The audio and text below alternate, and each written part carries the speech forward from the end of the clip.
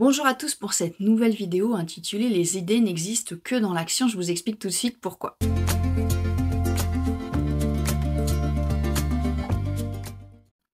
Pour ceux qui ne me connaissent pas, je m'appelle Sophia, je suis coach naturopathe spécialisée en neurosciences et justement je vous aide à mettre en place concrètement vos idées dans la matière.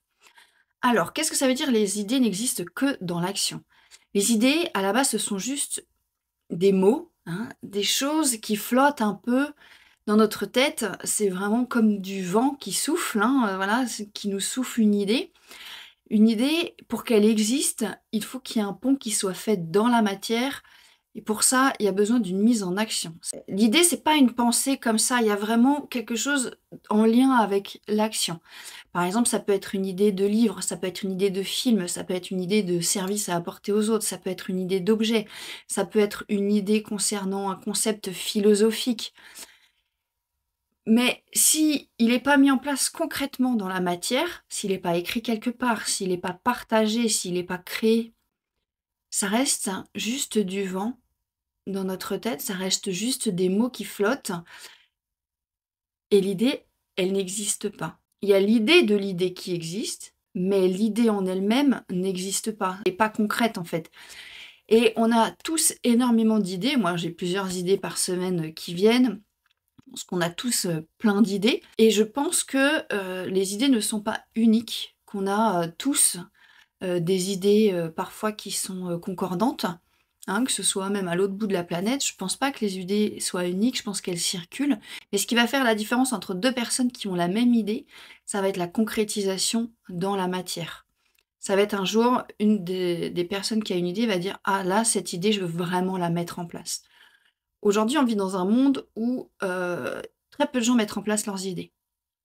On est tous à avoir plein d'idées, on est très peu à mettre réellement en place ces idées-là par peur, par croyance, par blocage, enfin bref, chacun a ses raisons et c'est ça qui fait qu'aujourd'hui, il y a des personnes, par exemple, qui ont plus d'argent, qui ont plus de notoriété, qui ont plus de pouvoir, c'est qu'elles ont eu aussi une idée, qu'elles ont vraiment mis en place dans la matière, qu'elles ont concrétisé. Je pense que mettre en place ces idées, c'est aussi reprendre son pouvoir sur soi. Parce qu'on laisse pas aux autres avoir les idées à notre place, c'est-à-dire qu'on a soi-même une idée qui nous est propre et on la met en place dans la matière et pour moi, ça participe vraiment à reprendre son pouvoir propre et à mettre sa propre vie en place avec sa propre manière de voir les choses. Mais ça peut être plein d'idées, hein, une idée de voyage, une idée de rencontre, une idée d'écriture, hein, comme je disais. Il y a plusieurs sortes d'idées, hein. Il y a des idées qui passent comme ça, mais qui sont pas forcément, adaptées à chacun. Il y a des idées où vraiment on sent qu'il y a une intuition, il y a quelque chose qui nous prend au cœur, au corps et on sent que c'est une idée, waouh, elle nous convient, on sent qu'elle est bonne pour nous, mais on a du mal à la concrétiser, hein, avec, des peurs, des croyances. Donc on va la mentaliser, on va y penser pendant longtemps, ça va prendre une certaine énergie mentale, jusqu'à ce que peut-être un jour, on se dise: «Bon, ben finalement je la ferai jamais» et puis on la laisse partir.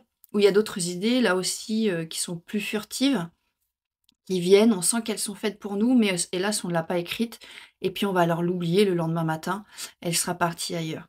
Il y en a certains qui disent que les idées, elles circulent en fait de personne en personne jusqu'à ce qu'il y ait quelqu'un qui la mette concrètement en place, que voilà, une idée va rentrer dans quelqu'un, qu'elle ne trouve pas l'espace pour pouvoir s'épanouir dans cette personne-là et elle va aller dans quelqu'un d'autre, chercher quelqu'un qui va la mettre et la concrétiser vraiment, dans la matière.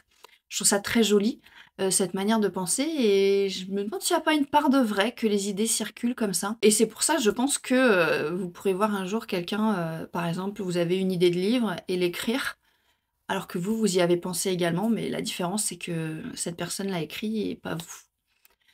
Donc pour moi, il est vraiment important de noter ses idées, hein, et puis de voir celles qui nous font vraiment pétiller. On ne sait pas comment concrètement la mettre en place dans la matière. Je suis persuadée qu'en fait, en l'écrivant sur du papier, en commençant à réfléchir dessus, en mettant en place dans le cerveau une sorte de chemin en disant: «Tiens, là j'ai cette idée, je veux vraiment la développer» et de commencer à écrire et en fait, votre cerveau, il va vous focuser là-dessus et en fait, quand vous allez par exemple lire des livres, regarder des films, parler avec quelqu'un, il peut y avoir des choses qui vont se débloquer, des idées qui vont arriver avec des mots, des images et que votre cerveau va associer à votre idée. Quelque chose qu'il n'aurait pas fait avant, mais comme là, vous avez mis un focus sur cette idée-là, votre cerveau, en fait, il va mettre quelque chose en branle au niveau de sa manière de penser et de voir les choses et il va focuser, voilà, de sorte à vous apporter des solutions et des réponses pour vos idées. Donc je pense qu'il est important quand vous avez une idée qui vous tient à cœur, même si vous ne savez pas du tout comment le faire, c'est d'écrire tout ce qui vous vient à l'esprit. Même si vous sentez que c'est inutile, bête, que ça sert à rien, c'est vraiment mettre votre cerveau en marche vers cette idée.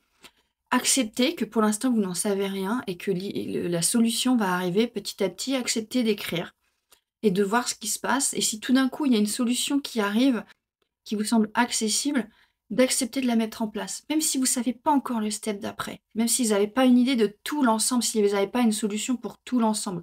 Souvent les solutions à la concrétisation d'une idée, elles arrivent en chemin. Je suis persuadée quand on a une idée qui est là, qui est en nous et qu'on a vraiment envie de la matérialiser et qu'on commence à se mettre en chemin, qu'il y a une sorte d'énergie, que tout l'univers se met en branle pour faire en sorte de nous aider à mettre en place cette idée. Je crois que la persévérance est quelque chose d'essentiel quand on veut mettre en place ses idées, et que parfois, même si on a l'impression que ça bloque, ça vient aussi tester cette persévérance-là.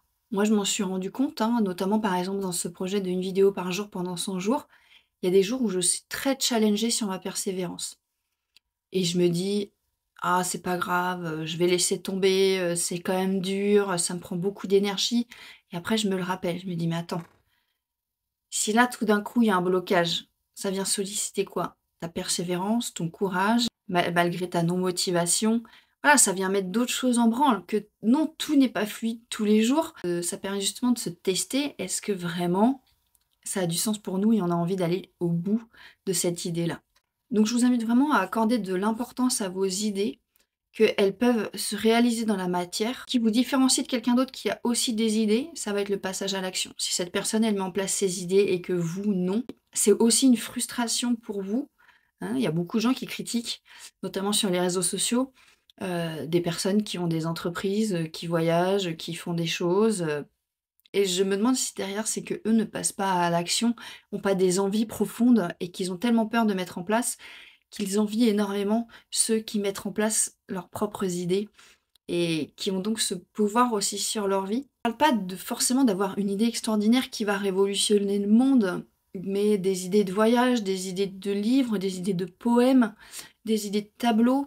En fait, il n'y a pas de petites ou grandes idées, chaque idée participe à développer la créativité de chacun et à développer quelque chose dans la matière, dans ce monde qui nous entoure.